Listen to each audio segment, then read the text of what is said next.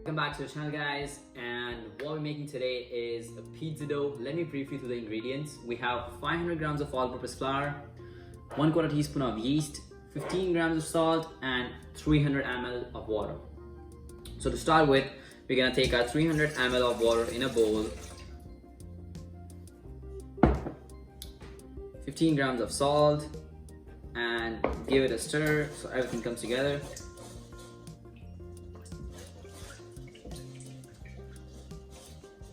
So now from the measured 500 grams of flour, we're gonna take like 10% of it and mix it in the water. Roughly 10%, you don't have to measure it. So you would get something like this, a slurry, and the reason we did this cause yeast and salt don't go well together. So by making a slurry like this with the flour, the yeast won't die and will grow together. So now at this point we can go with a dry yeast, give it a nice stir together everything, and then we can go with rest of our flour inside and we're gonna mix it with the spatula, and once the dough comes well together we can bring it on the board and we'll have to knead it.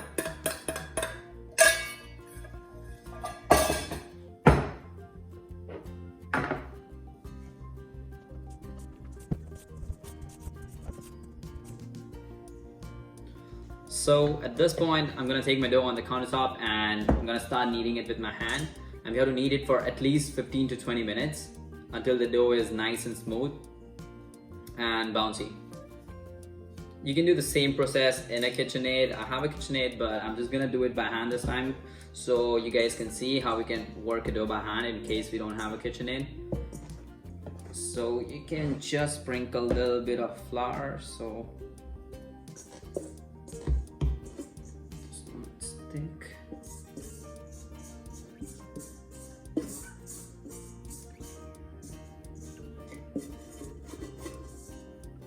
And keep that aside.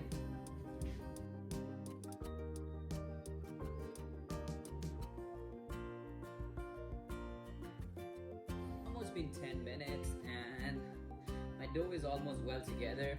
I'm gonna give it a couple more minutes. And as you see, what I'm just doing is keep on folding my dough in, I'm pushing it and bringing it back together, pushing it and bringing it back together. So this is what the motion you're looking for.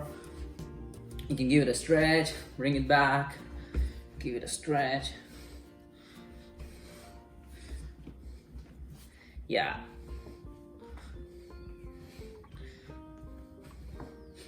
So kneading at a good speed and a good pressure, it can take you 10 or 15 minutes for the dough to become nice and smooth. And if you're doing it slowly, it can take up to 20 minutes, so it's on you. So my dough is almost done, and what you're gonna do in the end is take your dough, tuck it in like this, and then go inside. Make a smooth ball. Okay. As you see, my dough is nice and smooth. It's bouncy. Next step is you're gonna take the same bowl and I'm gonna line it up with a little bit of olive oil so my dough does not stick. Stir.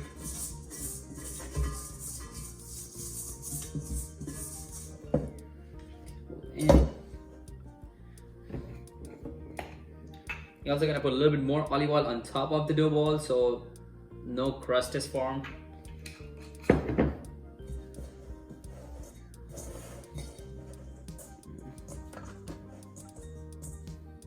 So your dough should look something like this. And now I'm gonna just let it be on room temperature for 2 hours and then we're gonna portion it and go from there. So it's been 2 hours, guys, and as you can see my dough has nicely risen and we're just gonna portion it out. And usually if you make in a larger quantity than this, you would portion the dough balls between 250 grams or 300 grams. But as I just made 500, I'm gonna straight away cut it into half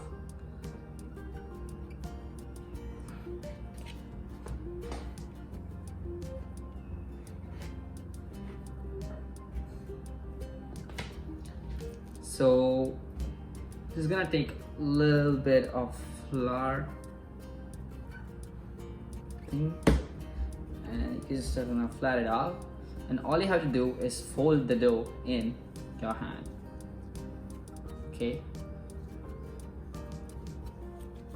so as you'll see, looking for a nice and tight dough ball. Then you can squish it a little bit and make it more tight. So you see, this is nice, tight, and all smooth. And we're gonna let it rest on a tray with some flour on it so it does not stick. And that's it. So these guys are gonna go rest for at least 2 hours, and if you wanna keep it for more time, it's a better flavor always. Just one thing I forgot to mention before, whenever you make your dough and it's resting, always use a wet cloth to cover it so it does not dry from the top. And same thing I'm gonna do it. No matter if you're putting it in the fridge or proofing it on a room temperature, always have a wet rag on it so the dough does not dry. So it's been 2 hours and the dough is ready to be baked. So when you're taking the dough off the tray, sprinkle a little flour on your thing and go underneath, just like that. You should take it off.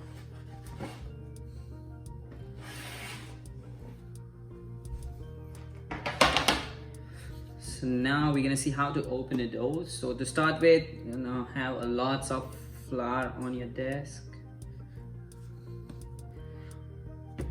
Try not to use a rolling pin because you did a lot of hard work to make this pizza. So it's better if you try it with hand, and you're not looking for a perfect circle, but you can at least make an even pizza, that's fine. So yeah, you're gonna start with making a border with your fingers just like that.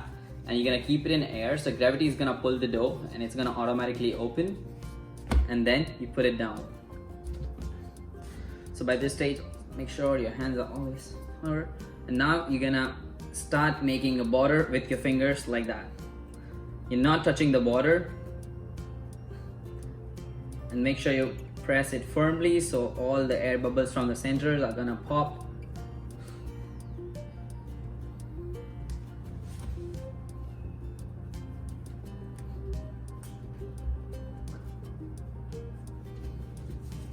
Then go again one more time. Okay, sure, there's always flour.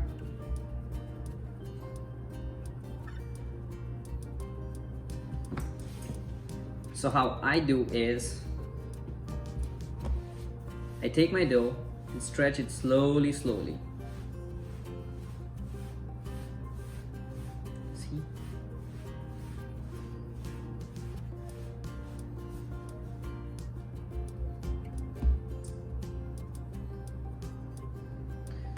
Some more flour.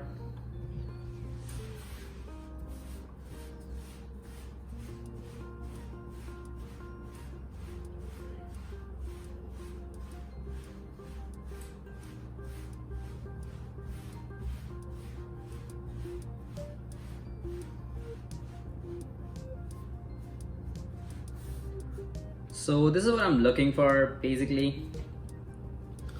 A nice even crust and nice borders. You can make it bigger if you are looking for a thinner crust or something, but I would not recommend, because then after putting the sauce, your dough might get tear from the center. So yeah, I would keep it a little thick. And I'm just gonna make a basic margherita today. So I have tomato sauce, basil, and mozzarella. And any pan you're using, make sure you put a good amount of flour on it, because it's gonna bake nicely, but if it does not come off the pan, the whole... Okay, then you wanna carefully take your dough, give it a little more swirl. My oven is already preheating at 500, and it takes usually 6 to 7 minutes to cook the pizza, but it's gonna depend on your oven. And So from here you cannot check it like this if the dough is moving and it's not stuck.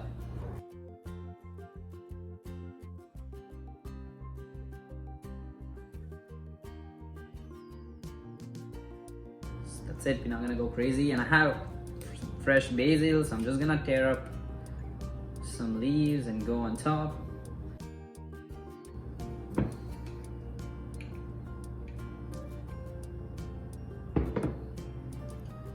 Some fresh olive oil.